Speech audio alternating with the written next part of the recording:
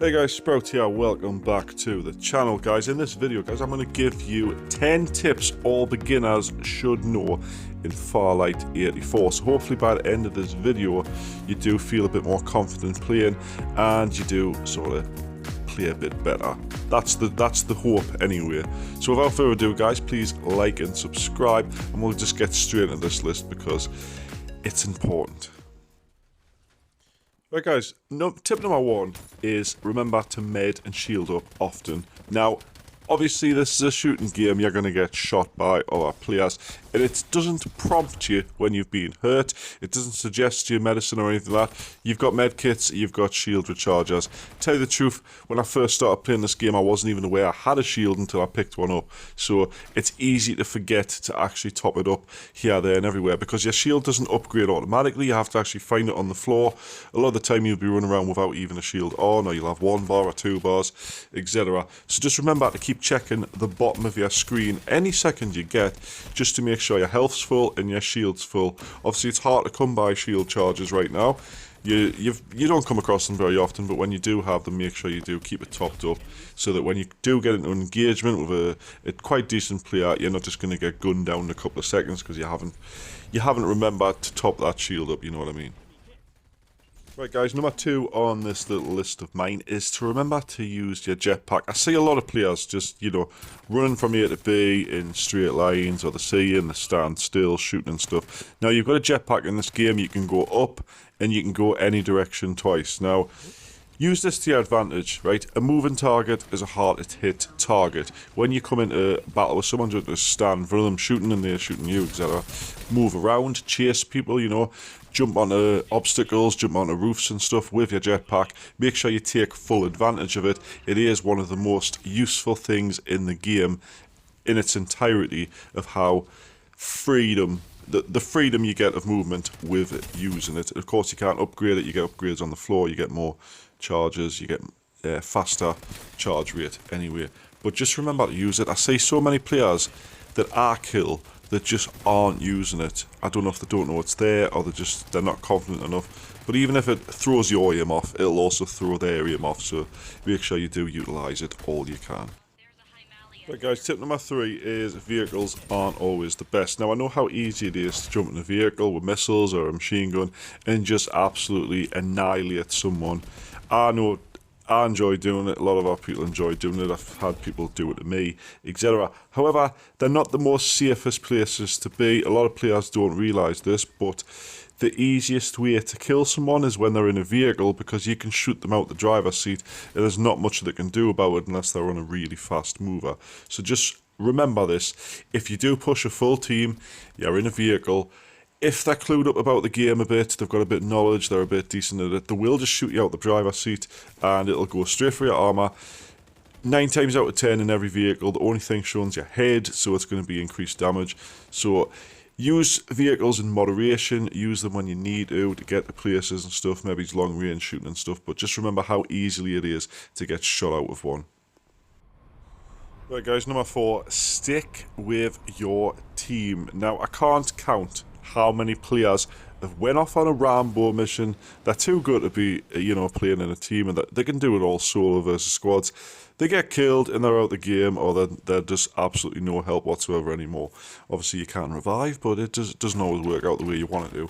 But this is a team-based game, guys. It's squads only. There's only 4 players per squad. You can't get solo mode, you can't get duo mode, etc. There's always going to be squads of 4 players running around. If they're decent players and you're by yourself, you might very well kill them, but it's a lot easier to win matches, to rank up, etc. if you are stuck with your team. So land with them, loot with them, move from place to place with them, and you'll come out a lot happier from each match. Right, number 5 guys, TPP peek. Obviously this game is in third person, it's not in first person, there's no option for that. So don't be ashamed to use that to your advantage. You can peek over walls, you can peek around corners, lie in wait for someone and ambush them. The amount of players I've killed this way is absolutely astonishing, and it does work. So just bear that in mind. There's no harm in it, you're not going to get shunned for it, it's part of the game. If you can take the advantage of the situation, do it.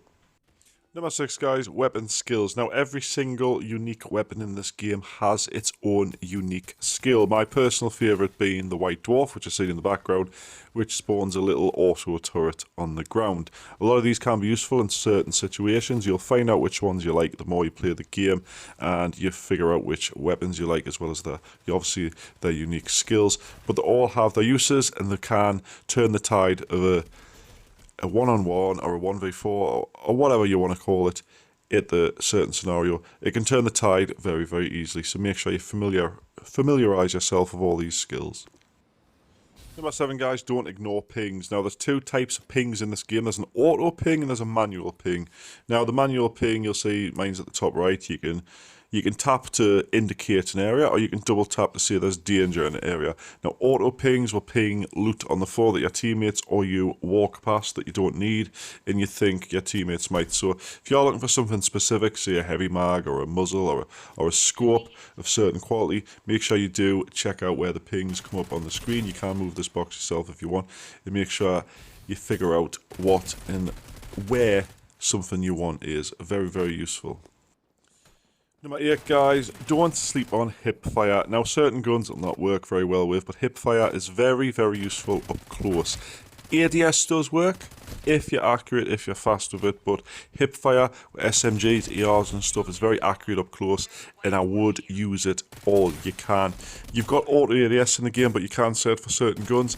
If you're alright flicking with ADS, you know, click the ADS, then quickly fire, like I play like that, you'll be fine.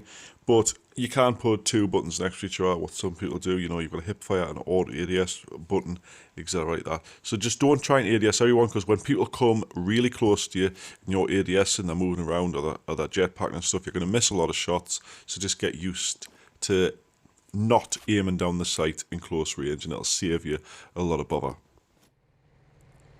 Number 9, guys, delivering callouts with the compass at the top of the screen. You have to familiarise yourself with this. Now, for instance, say someone's directly in front of you.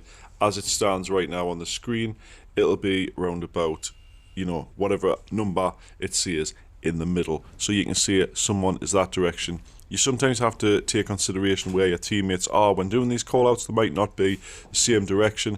However, you can obviously point out landmarks and stuff, etc. if you really need to.